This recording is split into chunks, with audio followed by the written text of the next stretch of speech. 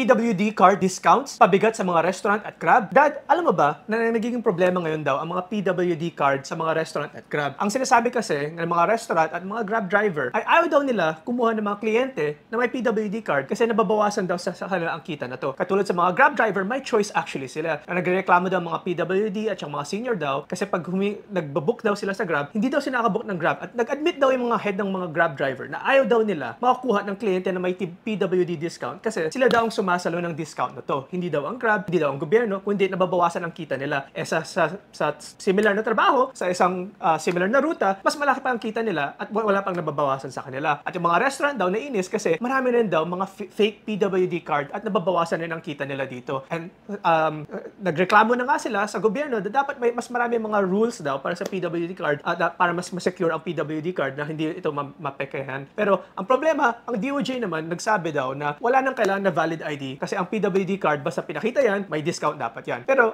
Dad, ang sinasabi naman iba, sa mga ibang bansa katulad sa Europe, Japan, Russia, US, sa mga ibang mga first world country, walang mga PWD card discount. Kundi yung mga senior citizen at mga PWD, mas may nakukuha daw silang parang ayuda or mga food stamp pa nga na binibigay ng gobyerno sa kanila. So ang nagrereklamo nga yung mga dito sa Pilipinas is walang sinasalo yung gobyerno, sila nababawasan ng kita, either yung mga restaurant o yung mga Grab driver at yung gobyerno binigay ang rule nito sa kanila pero walang binubuhat ang gobyerno dito. Ano mo masasabi mo dito, Dad? Siguro isa-isahin natin yung mga issues. Una yung sinasabi mga fake PWD card IDs. Kasi marami mga kumukuha niyan kahit naman hindi talaga totoo. Sinasamantala nila yung sistema. Siguro dapat magamot natin yan. So ano yung dapat mangyari? Meron dapat talagang tala o electronic system na nandun yung mga talagang PWD card na in-issue lamang ng gobyerno. Kasi kung meron nun, at least madodouble check agad, mababalidate ng mga restaurant at mga Grab drivers kung totoo nga PWD card yung dala-dala ng tao o hindi. Yun ang una. So dapat magamot yun by having a central database na madaling i-check ng lahat ng establishmento para na sa ganun makikita talaga kung nandun sila o hindi. Yung pangalawang issue na sinasabi mo, na nabanggit mo, sa ibang bansa wala talagang ganyan. Wala mga seniors discount, wala mga PWD discount. Kasi nga, ang nangyayari, parang ini-impose yan ng gobyerno para magpapogi yung mga nahalal at ang pinagbabayad nila yung mga commercial establishments o retail establishments. Yun ang kadalasan na dahilan din kung bakit nagkakaroon ng ganitong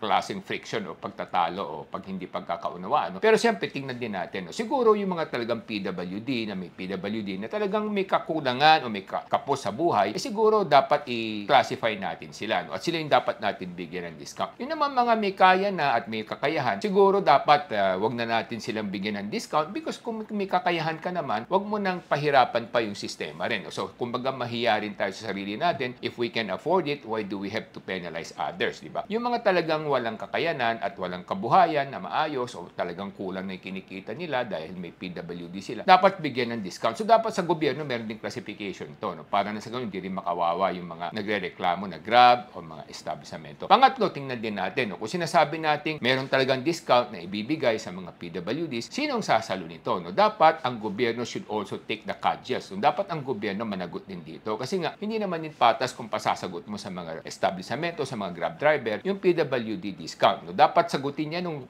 Grab na kumpanya at pangalawa, pwede rin ibato sa gobyerno yan by using it as a tax deduction. Kung pwede ibawas mo yan sa babayaran mong VAT o sa ibabayaran mong taxes sa gobyerno. Para sa ganun, hindi naman makawawa yung mga commercial establishment. Kasi nga, kung ganyan ang gagawin natin, pwede natin ipagpatuloy itong sistema natin. Pero ang problema niyan, siyempre, gagawin naman ng mga establishmento, itataas din nila yung presyo nila kasi kwentahin nila kung magkano na ibibigay na discount, ipapatong din nila yan sa ibang mga kliyente nila, which is also not fair. So sa akin, ang tamang balance dyan is kung magbibigay tayo ng discount, dapat the government should also take charge of that. So pwedeng ibawas sa mga taxes yan. Parang sa ganun din naman makawawa yung mga establishmento. At hindi rin tataas yung presyo ng mga bilihin kasi hindi ipapatong yan sa iba. At siguro, lastly, pinaka-importante rin, yung mga PWD card, dapat may central database yan para ma-double check, ma-check kung totoo o hindi. Para hindi nahihirapan ang mga sistema. Kasi nga, napakarami ng nahuli na fake. So parang nasamantala ng gusto yung sistema. Yun lamang ang mga suggestion natin at mga kuro-kuro natin. Ako po ay si Solomon Sai, ang inyong kuya ng bayan. Ako naman po si Michael Sai, yung dad ng bayan.